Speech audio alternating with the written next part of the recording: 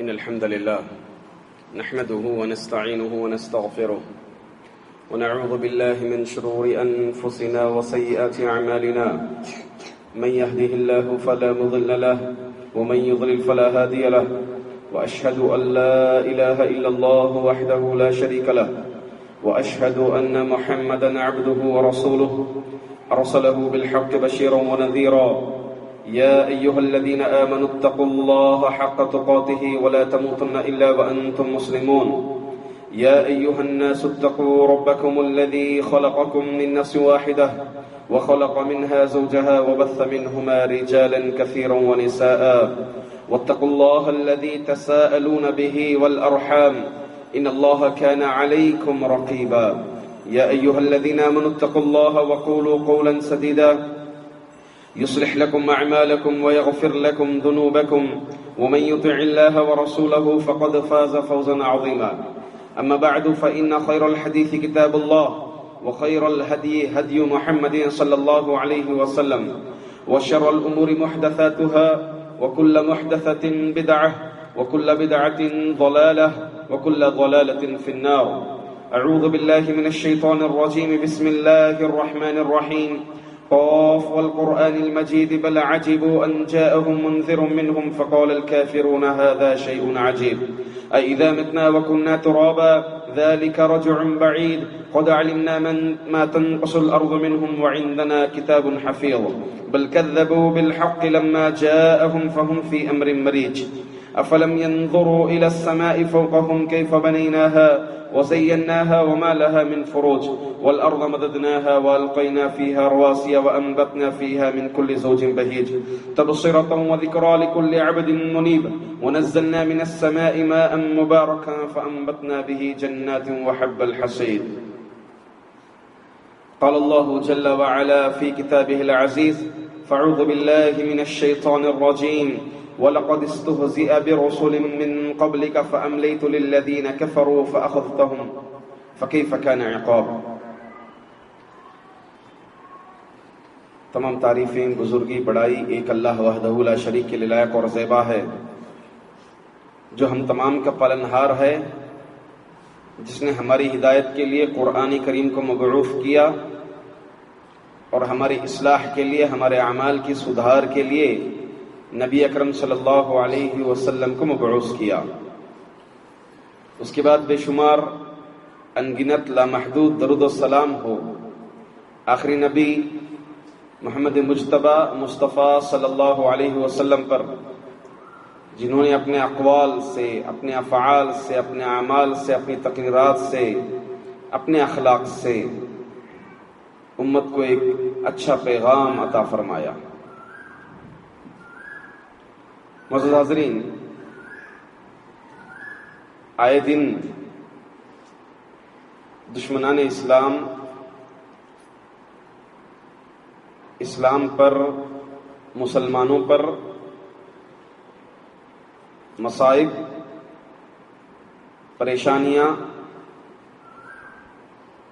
ڈالتے جا رہے ہیں اور اسلام کو، مسلمانوں کو نشانہ بناتے جا رہے ہیں. خاص طور سے حالیہ کا واقعہ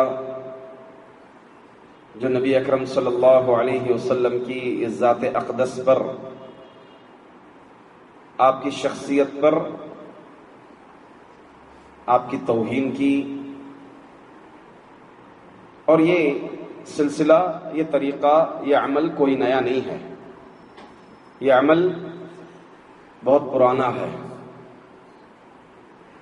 جس کا ذکر اللہ تعالیٰ قرآن کریم میں فرمایا وَلَقَدِ اسْتُهْزِئَ بِرُسُلٍ مِّن قَبْلِكَ فَأَمْلَيْتُ لِلَّذِينَ كَفَرُوا فَأَخَذْتُهُمْ فَكَيْفَ كَانَ عِقَابِ.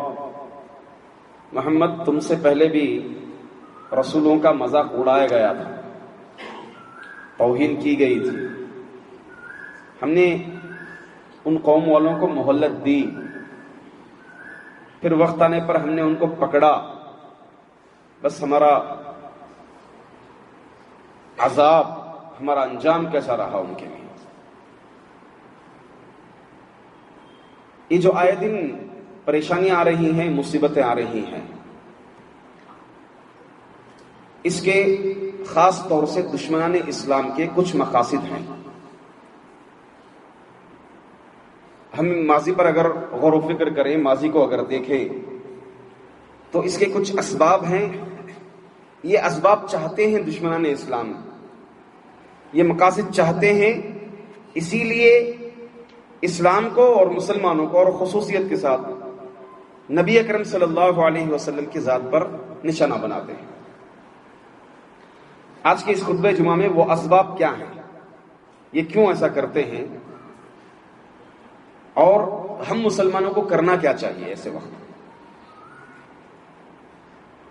دیکھیں، ان اسباب میں پہلا جو سبب سمجھ میں آتا ہے وہ یہ ہے کہ ایسے کچھ اعمال کر کے، ایسے کچھ کام کر کے، اللہ کے رسول صلی اللہ علیہ وسلم کی توہین کر کے مسلمانوں کو اور نقصان پہنچانا مقصد ہے، تاکہ مسلمانوں کو جذبے میں لایا جائے. مسلمان جذباتی ہیں، کوئی پلان نہیں کرتے، کوئی سوچتے نہیں، کوئی منصوبہ نہیں. چھیڑ چھاڑ کی جائے، مسلمان جذبات میں آئے، جذبات میں آ کے کوئی ایسا کام کر جائیں جس سے خود مسلمانوں کو نقصان. یہی مقصد ہے، مسلمانوں کو نقصان پہنچانا. آپ دیکھیں قریب بنگلور ڈی جے ہلی کا معاملہ، توہین کی کسی نے اللہ کے رسول صلی اللہ علیہ وسلم کی ذات پر. انجام کیا نکلا؟ مسلمان جذبات میں آئے، نتیجہ کیا نکلا؟ آج بھی کئی نوجوان جیلوں میں، قید خانوں میں سلاخوں کے پیچھے پڑے ہیں، جن کے گھر والے پریشان ہیں. آج بھی ان کی بیویاں امید میں ہیں، بچے ان کے امید میں ہیں، ان کے والدین امید میں ہیں. تو یہ ایک اہم مقصد ہے اسلام پر نشانہ بنانے کا، تاکہ مسلمانوں کو اور نقصان پہنچا. دوسرا ایک مقصد یہ بھی ہو سکتا ہے، سبب یہ بھی ہو سکتا ہے کہ اسلام ایک ایسا مذہب ہے، عالمگیر مذہب ہے، یہ تیزی سے پھیلتا جا رہا ہے. اس کو جتنا دبایا جا رہا ہے اتنا ہی اور اچھل رہا ہے یہ اسلام کی فطرت میں قدرت نے یہ لچک دی ہے. اسلام کی فطرت میں قدرت نے یہ لچک دی ہے، اتنا ہی یہ ابھرے گا جتنا تم دباؤ گے. پھونکوں سے یہ چراغ بجھایا نہیں جاتا. یہ اسلام اس کو بدنام کرنے کی اور اس کو دبانے کی جتنی کوشش کی جائے گی اتنا ہی اور ابھرے گا. علانیہ طور پر لوگ لامتناہی تعداد میں، قبیلے بھی اسلام قبول کر رہے ہیں، بڑی بڑی تعدادوں میں اسلام قبول کر رہے ہیں، اور بڑے بڑے شخصیات اسلام قبول کر رہے ہیں، اور اپنے اس اسلام کے قبول کرنے کا اعلانیہ طور پر وہ اعلان کر رہے ہیں، جسے دشمنان اسلام کو ہضم نہیں ہو رہا ہے، برداشت نہیں ہو رہا ہے. ان کی دشمنی، ان کا دشمنی اور ان کی آگ اور بھڑکے گی اور ابھرے گی. یہ بھی ایک سبب ہے. تیسرا ایک سبب ہے اسلام پر اور مسلمانوں پر نشانہ بنانے کی، وہ ہے شائع ہونا، پھیلنا، مشہور ہونا، اپنی شہرت پانا. کیونکہ اگر کوئی آدمی دیگر مذہبوں پر انگلی اٹھائے گا، دیگر مذہبوں پر کلام کرے گا، تو وہ اتنا شائع نہیں ہوئے گا، وہ اتنا مشہور نہیں ہوئے گا. یہ اسلام بہت عالمی طور پر ہے. اگر کسی بھی ایک قریے میں بھی اس اسلام پر کوئی انگلی اٹھائیں تو پورا عالم حرکت میں آئے گا. یہ ایسا مذہب ہے. تو آدمی چاہتا ہے کہ اس پر انگلی اٹھا کر کے خود مشہور ہو جائیں، لوگوں میں مشہور ہو جاؤں، عام ہو جاؤں. یہ بھی ایک مقصد ہے دشمنان اسلام کا، اور یہی دیکھنے کو ہمیں مل رہا ہے. حاضرین، ایسے اوقات میں ہم مسلمانوں کو کرنا کیا چاہیے؟ کرنے کے اعمال تو بہت ہیں. ایسے وقت خصوصیت کے ساتھ مسلمانوں کو کرنا کیا چاہیے؟ ہماری کیا ذمہ داریاں انفرادی طور پر بھی اور اجتماعی طور پر بھی ہماری ذمہ داری کیا بنتی ہے؟ سب سے پہلی ذمہ داری ہماری یہ بنتی ہے کہ ہم جس اسلام پر قائم ہیں اس اسلام کو ہم اور مضبوطی سے تھامیں. اللہ تعالیٰ فرماتے ہیں یا ایھا الذین آمنوا آمنو، اے مومنو ایمان لاؤ، مطلب اپنا ایمان اور مضبوط کرو. اسلام پر اور تھمے رہنے کی، اسلام پر اور مضبوط رہنے کی، ثابت قدمی کے ساتھ رہنے کی اور ضرورت ہے۔ قرآن کریم فرماتا ہے یا ایھا الذین آمنوا ان تنصروا اللہ ینصرکم ویثبت اقدامکم، اے مومنو اگر تم اللہ کی مدد کرو گے تو اللہ تمہاری مدد کرے گا اور اللہ تمہیں اور ثابت رکھے گا اس دین پر۔ اللہ کی مدد کیا ہے؟ کیا اللہ کی مدد کریں گے ہم؟ اگر ہم اسلام پر تھامے رہیں گے، اسلام پر جمے رہیں گے، اسلامی تعلیمات پر اگر ہم اور عمل کرتے رہیں گے تو اللہ تعالیٰ ہمیں اور ثابت قدم رکھیں گے، اللہ کی مدد ہمارے ساتھ ہوگی، شامل حال ہوگی اللہ کی مدد ہمارے ساتھ۔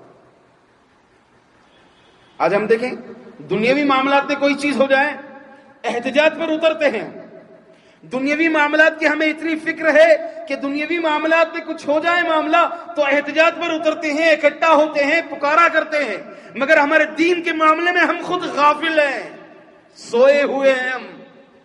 ہمارا دین کا کتنا نقصان ہو رہا ہے، ہم خود اپنے دین کا کتنا نقصان کر رہے ہیں، کتنے غافل ہیں ہم۔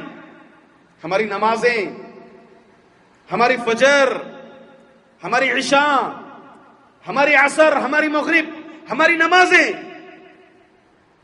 ایسے وقت میں ہمیں اور اچھی طریقے سے باعمل ہونا چاہیے، اسلام پر اور مضبوطی سے تھمنا چاہیے ہم، اور اس توحید کی دعوت کو اور عام کرنے کی ضرورت ہے۔ آج توحید کی دعوت کو عام کرنا ہے، حالات بگڑ رہے ہیں، ابھی توحید کا کام نہیں کر سکتے، دعوت کا کام نہیں کر سکتے، نہیں۔ وَمَن يَتَّقِ اللَّهَ يَجْعَل لَّهُ مَخْرَجًا، جو اللہ سے ڈرے گا، اللہ کا تقوی حاصل کرے گا، اللہ تعالیٰ اس کے لیے راستے نکالے گا، ایگزٹ کھولے گا اللہ تعالیٰ۔ ایسے وقت میں میرے بھائیوں توحید کا کام، توحید کی دعوت کو عام کرنا چاہیے۔ آپ اللہ کے رسول صلی اللہ علیہ وسلم کی سیرت اٹھائیے، آپ صلی اللہ علیہ وسلم کی سیرت کو اٹھائیے، مشکلات، پریشانیاں جیسی جیسی بڑھتی گئی، سیرت سے یہی سبق ملتا ہم کو، مشکلات پریشانیاں جیسی جیسی بڑھتی گئی، اللہ کے رسول صلی اللہ علیہ وسلم نے اپنے اس توحید کے کام کو اور اونچا کیا، آپ نے اور بڑھایا اپنے توحید کے کام کو۔ دیکھیں آپ کے بیک گراؤنڈ ابو طالب چچا، جو آپ کے لیے ایک بیک گراؤنڈ سپورٹ تھی، ایک طاقت تھی آپ کے لیے پیچھے کی، مالی طاقت آپ کی بیوی تھی، دونوں کا انتقال ہو گیا، جسے عام الحزن، غم کا سال کہا جاتا ہے۔ ایسے وقت میں نبی اکرم صلی اللہ علیہ وسلم نے قدم کیا اٹھایا؟ پڑھیے سیرت کو، اللہ کے رسول صلی اللہ علیہ وسلم کی دعوت جب تک ابو طالب تھے، جب تک خدیجہ رضی اللہ تعالی عنہا تھی، تب تک اللہ کے رسول صلی اللہ علیہ وسلم کی دعوت دائرے مکے میں تھی۔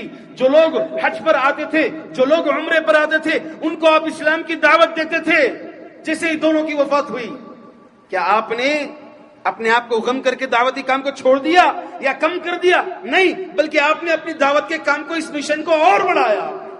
آپ نے طائف کا رخ کیا، اللہ اکبر، آپ نے طائف کا رخ کیا، پیدل 85 کلومیٹر آپ گئے طائف، وہ بھی کوئی نارمل لوگوں سے گفتگو نہیں کی، آپ نے جو ڈسکس کیا وہاں طائف کے سرداروں کے ساتھ آپ مخاطب ہو کر کے اسلام کی دعوت ان کو پھیلائی۔ ایسے مشکلات معاملوں میں، ایسی پریشانیوں کے معاملے میں توحید کی دعوت کو عام کرنے کی ضرورت ہے۔ اللہ کے رسول صلی اللہ علیہ وسلم طائف کے سرداروں کو اسلام کی دعوت دی، نتیجہ کیا نکلا؟ آپ کے ساتھ ناروا سلوک کیا گیا، آپ کو پتھر پھینک کر مارا گیا، آپ لہو لہان ہو گئے، تو کیا آپ نے دعوت کا کام چھوڑ دیا؟ طائف کے سفر سے تاریخ اٹھائیے، تاریخ اٹھائیے، طائف کے سفر سے جب آپ واپس ہو رہے تھے تو باقاعدہ طور پر آپ اسلام کی دعوت دیتے ہوئے دیگر جتنے بھی قبائل راستے میں ملتے ہیں مکہ و طائف کے درمیان، ان قبائل کو آپ اسلام کی دعوت دیتے ہوئے آپ حاضر ہوئے مکے کے اندر۔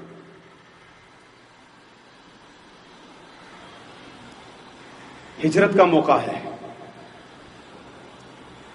اعلان ہو گیا ہے، جو محمد کو زندہ یا مردہ لائے گا 100 سرخ اونٹ اس کو دیے جائیں گے۔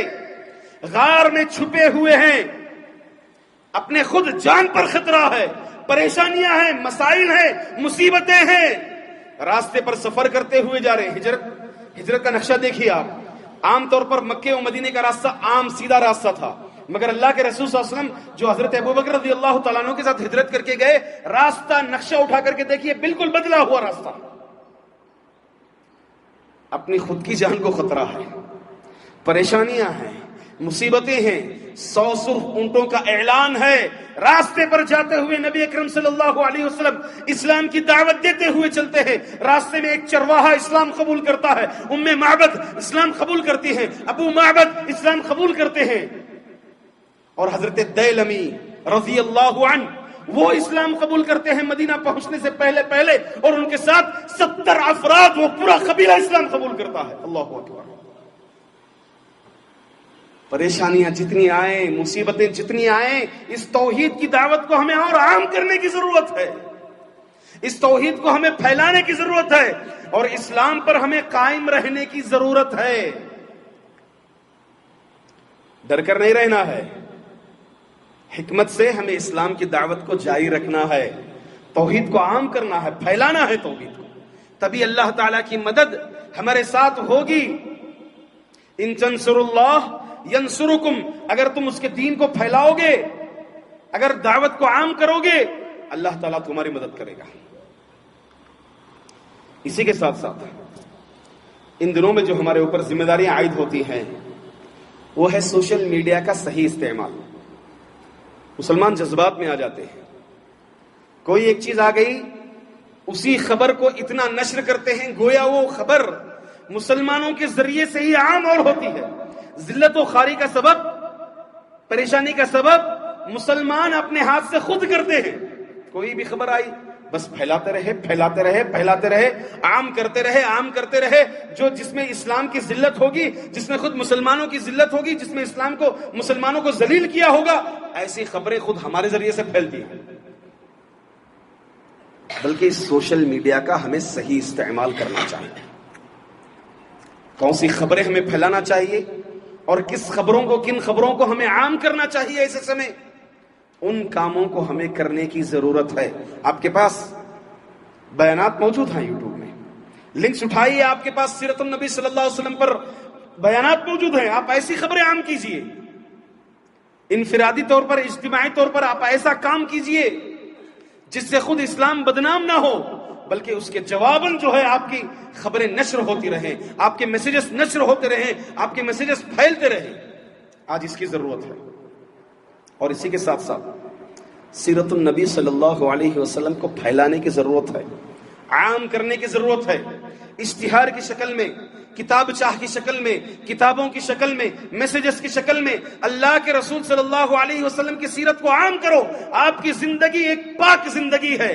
ہمارا مسئلہ یہ ہے کہ ہمیں خود سیرت پڑھیں، ہم خود سیرت نہیں پڑھے ہیں۔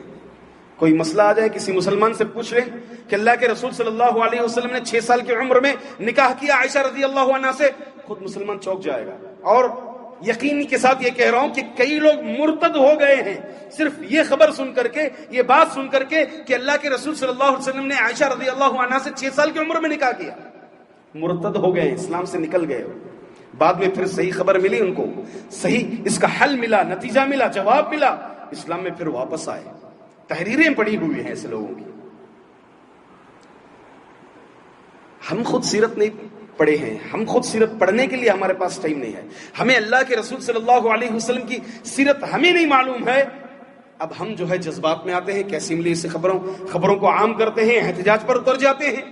احتجاج ہو، پرامن احتجاج ہو، ایسا احتجاج نہ ہو جس سے ہمیں خود نقصان پہنچے، ہمیں خود چوٹ پہنچے، ہمیں خود خسارہ اٹھانا پڑے۔ دیکھیں نتیجہ یہی ہوا، علاقوں میں ایک نوجوان کو شوٹ کر دیا گیا اور کئی نوجوانوں کو قید خانے میں رکھ کر کے پیٹا گیا، مارا گیا ان لوگوں کو۔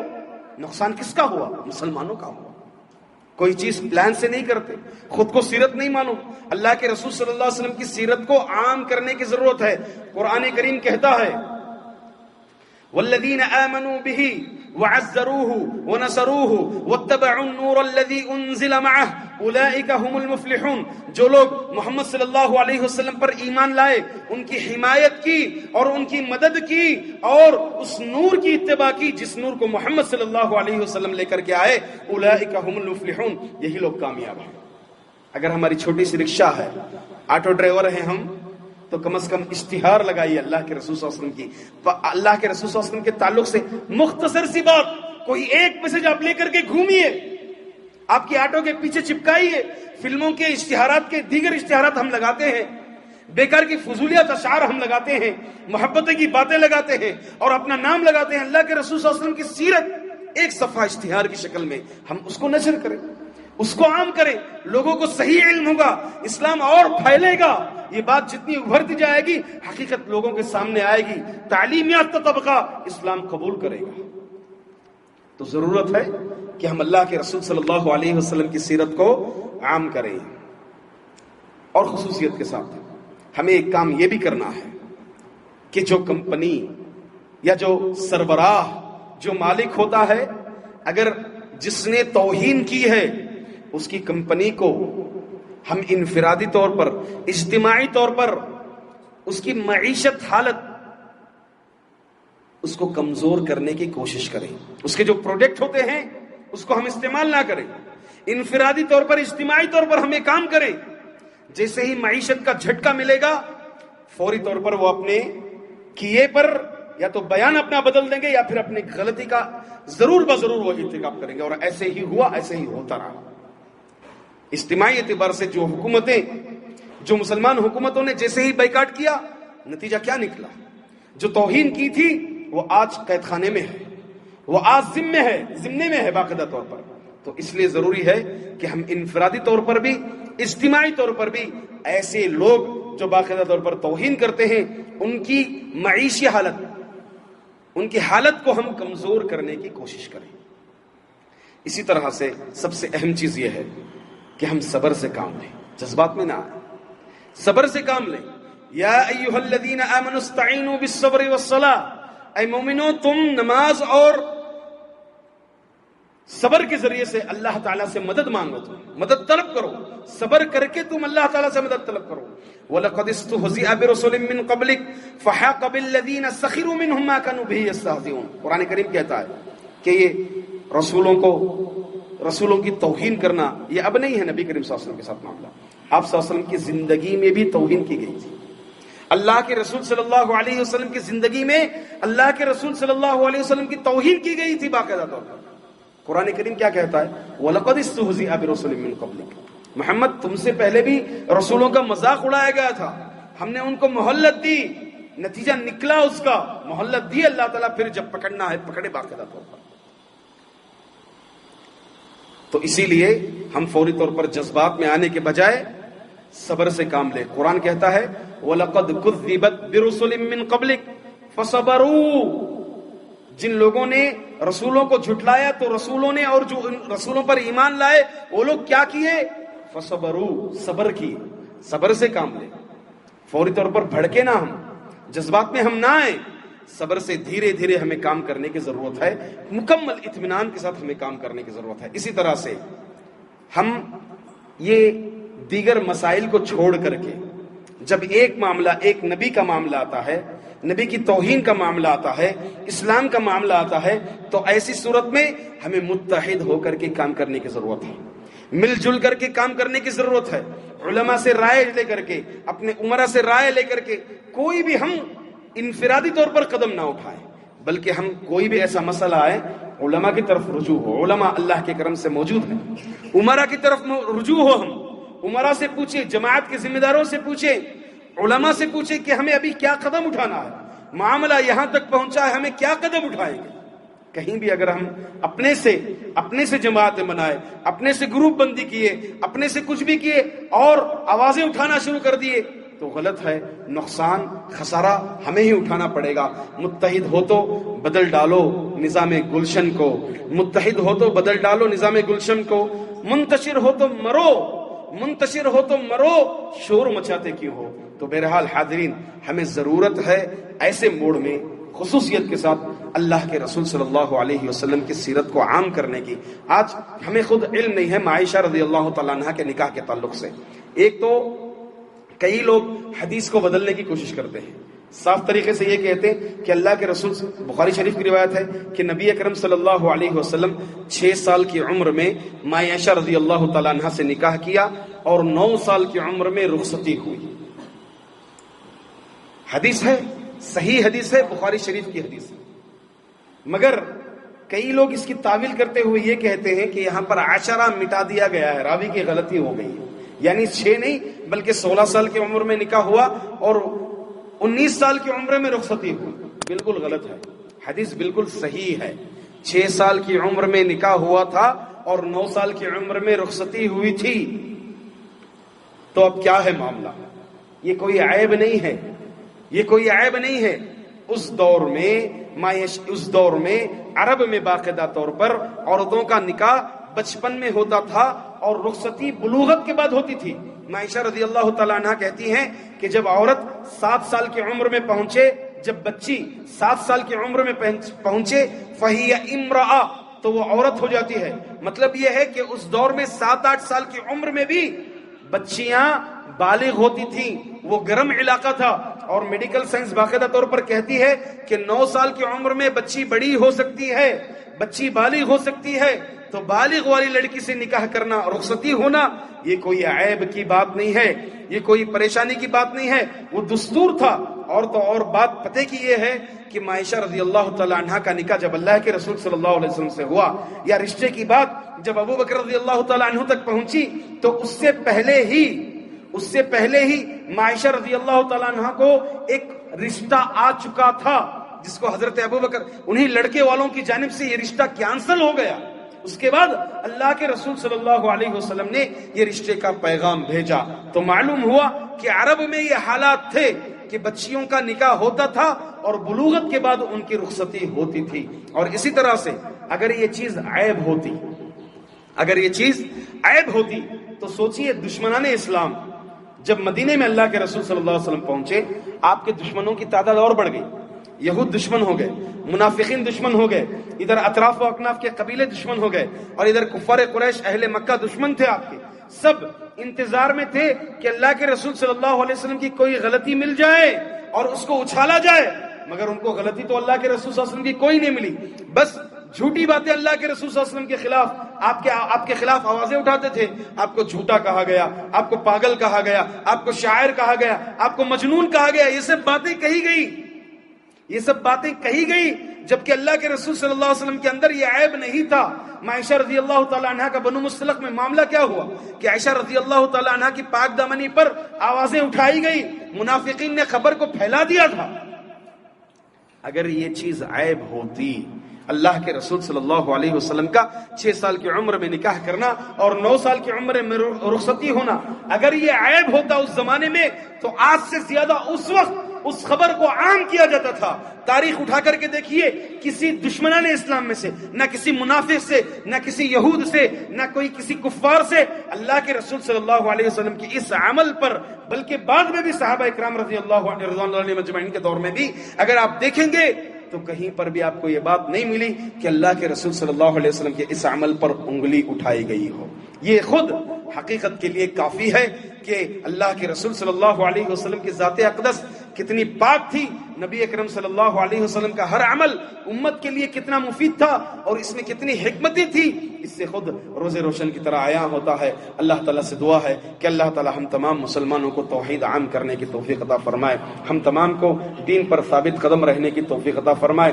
دشمنان اسلام جو اسلام کے خلاف کیچڑ اچھالنے کی کوشش کر رہے ہیں, بجھانے کی کوشش کر رہے ہیں, اسلام کو دبانے کی کوشش کر رہے ہیں, اللہ تعالیٰ آپس میں ان میں انتشارات پیدا فرما دیں, ان میں اختلافات پیدا فرما دیں, اللہ ان کے منصوبوں کو دبا دیں اور انہیں آپس میں لڑائیں. اللہ تعالیٰ اسی طرح سے مسلمان جہاں کہیں بھی پریشان حال ہیں, اللہ تعالیٰ ان کی پریشانیوں کو دور عطا فرمائے. جو کوئی مرض میں ڈوبے ہوئے ہیں, اللہ تعالیٰ انہیں شفاء عاجلہ کاملہ عطا فرمائے. آمین. اقول قولی ھذا استغفر اللہ لی ولکم ولسائر المسلمین من کل ذنب فاستغفروہ انہ ھو الغفور الرحیم.